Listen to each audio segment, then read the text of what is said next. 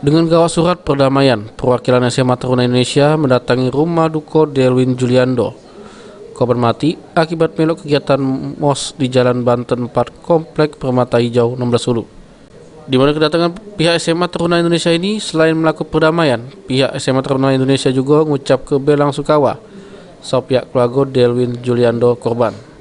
Sama balik ke duit pendaftaran sekolah dengan biaya korban Delwin Juliando selama menjalani perawatan di rumah sakit. Untuk menyerahkan uang duka cita dari pihak SMA Taruna.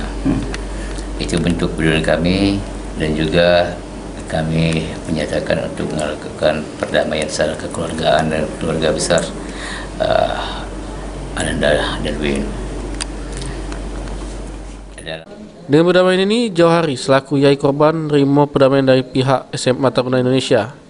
Namun dia tetap meminta sama penegak hukum supaya tersangka yang sudah menyebabkan cucunya mati dapat dihukum seadil-adilnya.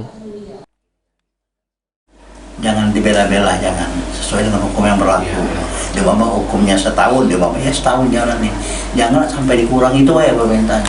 Kami dari pihak keluarga, seluruh keluarga di Selapan, yang di Jakarta, kami akan dituntut dengan pihak sekolah ya.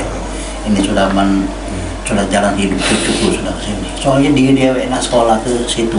Aku sudah melarang sekolah itu rumahnya.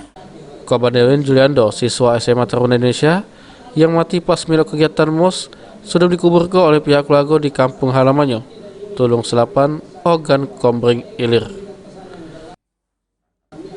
Abidin Riwanto, PAL TV.